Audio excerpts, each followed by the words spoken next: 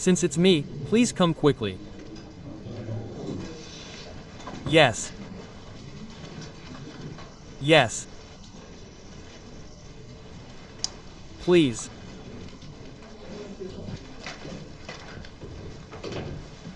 Come. Quickly.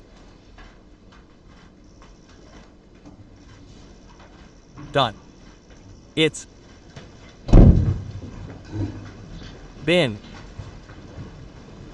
6 months. Nice to meet you. Yes, yes. Shall we rest? Yes. Okay, let's sit down. Oh, it's been 6 months since we last saw each other. Thank you for calling. Yes. I should have come earlier, but I was a bit late for one reason or another.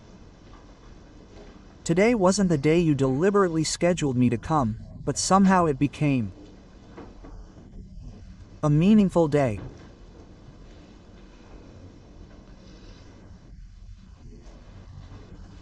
You are the heads of constitutional institutions, and we are all heads of key institutions responsible for upholding the Constitution, so seeing you today feels especially meaningful.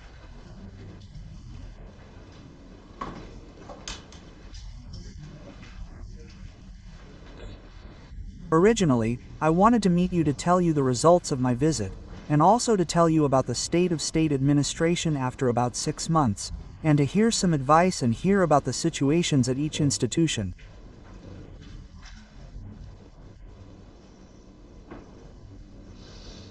Today is also a special day to protect democracy, and I pray on this special day when the citizens' actions began, so it feels especially meaningful. From now on, I'd like to invite you more often and listen to your opinions. I'd like to have a more thoughtful discussion about state administration, the difficulties in running each agency, and current issues. I hope we can have such a gathering again. Mr. Tom lives right next door to our director, right? Yes, yes. Mr. Chairman, Mr. Chairman, we live next door. Yes, that's right. I've already taken you out. Oh, really? Yes. Anyway, it's nice to have you here. Welcome.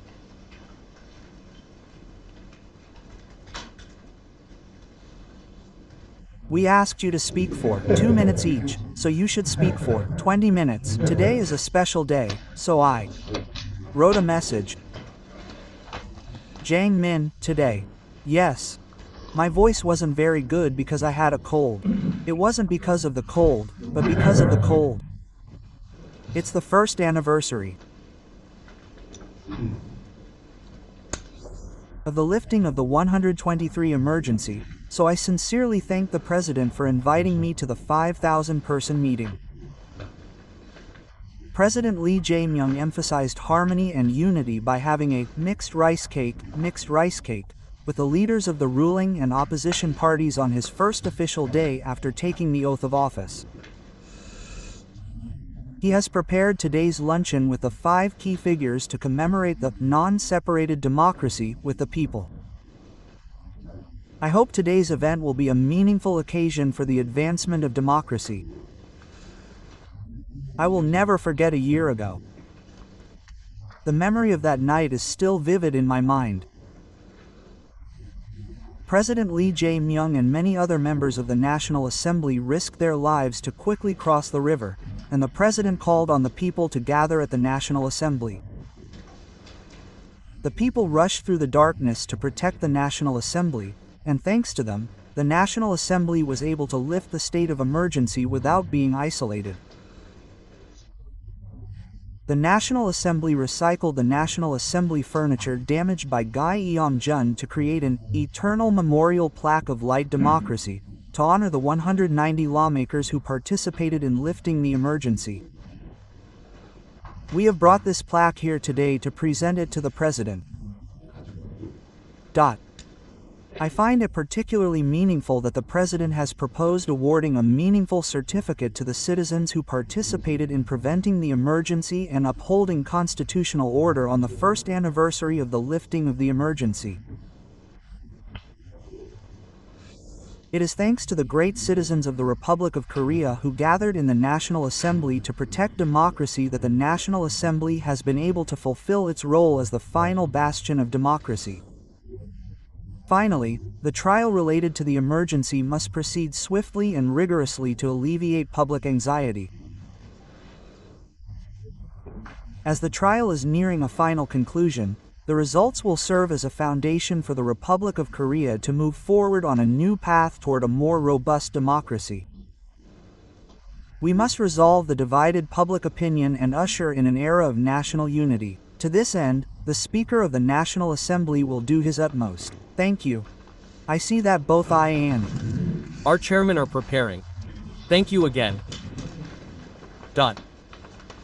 Respected citizens, since the declaration of martial law on December 3rd of last year, there has been much social confusion and difficulty, but our country has overcome these difficult times with flying colors and established itself as an economic and cultural powerhouse that is gaining recognition worldwide. I believe in the resilience of our people and am confident that we will turn this crisis into an opportunity to leap forward as an even greater Republic of Korea. Looking back, as the President and the Speaker of the National Assembly have said, the past year has been a time when all national institutions have done their utmost to fulfill their constitutional responsibilities and fully restore the constitutional order. I express my deepest respect to the National Assembly, the government, and all concerned, as well as to the people. All members of the judiciary, including myself, are constantly striving to fulfill our constitutional mission of protecting the rights of the people through swift and fair trials while upholding the principle of the rule of law. Of course, not all citizens will agree with the judiciary's decisions. However, I believe that the legitimacy and trust can be secured because the conclusions of individual trials are ultimately decided after sufficient deliberation and procedures within the institutional framework of the 30 articles stipulated in the Constitution and laws. Going forward, we will listen to the diverse opinions of all walks of life regarding the judiciary and strive to more faithfully fulfill our service and responsibility to the people. The judiciary clearly stated on December 3rd, immediately after the declaration of martial law, that it was an unconstitutional act. However, given the ongoing proceedings in the courts, it would be inappropriate for me, as the Chief Justice, to comment specifically on this matter. I trust that individual courts will conduct trials swiftly and fairly, solely in accordance with the Constitution and the law. I am well aware that many citizens have concerns and worries about the judiciary. However, because the judicial system performs an important function in protecting the rights of the people and maintaining social order, I believe it is desirable that it be implemented carefully through sufficient discussion and public debate. I ask for your continued interest so that the judicial system reform currently being discussed locally can be implemented in a direction that benefits the people.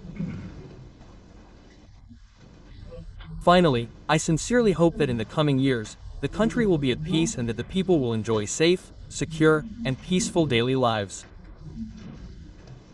Thank you. I have come briefly. I would like to express my gratitude for inviting you to this valuable occasion.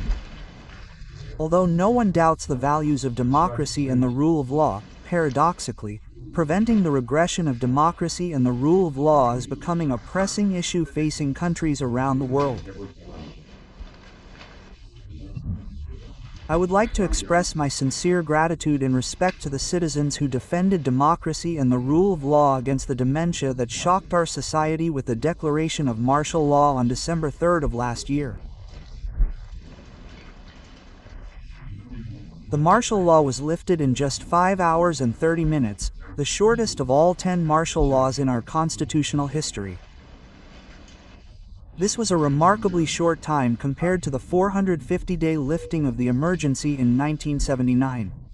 Therefore, I believe that the passage in the Constitutional Court's previous impeachment decision that the National Assembly was able to quickly demand the lifting of the martial law was due to the courageous resistance of the citizens and the passive performance of their duties by the military and police has been widely read and sympathized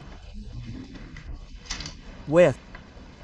Last winter, a bitterly cold winter like today, we remember the historic moment when the sovereign people, the people, took it upon themselves to protect the Constitution. The Constitutional Court will do its best to fulfill its original role as a constitutional court to protect the fundamental rights of the sovereign people. Thank you. I want to express my gratitude.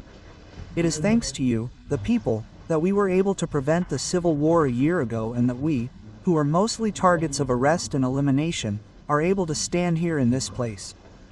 I thank the President, who, together with the people, has repelled the forces of civil war and is leading the country well. I believe that we must not forget that the historical mission of our constitutional institutions is to root out the roots of civil war and normalize the country in all fields, legislative, judicial, and administrative. If we fail to fulfill that mission, we will not be alive and we will not be worthy of holding office even for a moment. As the trial on the Civil War is delayed, the public's concerns are growing. Within the administration, we will responsibly conclude the internal rebellion in accordance with the spirit of the Constitution. I hope that today will be an occasion for all constitutional institutions to resolve together on the historical responsibility for judging the internal rebellion. Today marks the first anniversary of the incident in which the British Army stormed the National Assembly and the National Election Commission. This act of infringement on the constitutional rights of these institutions has deeply shocked and wounded the people. Even amidst this dark crisis and unrewarding chaos, our committee is doing its best to transparently and fairly manage the election of the 21st president in accordance with the law and principles. Fortunately, many citizens actively participated in the voting process, allowing this election to conclude without major problems. The power of all citizens to overcome the confusion and crisis was the precious exercise of their power and mature civic consciousness in accordance with the law and its procedures. Our committee will remain steadfast in its commitment to transparent and fair management of the 9th local elections next year, and will strive to uphold our constitutional duty of realizing popular sovereignty without compromise. We ask for the continued interest and support of the people, the President, and our committee members.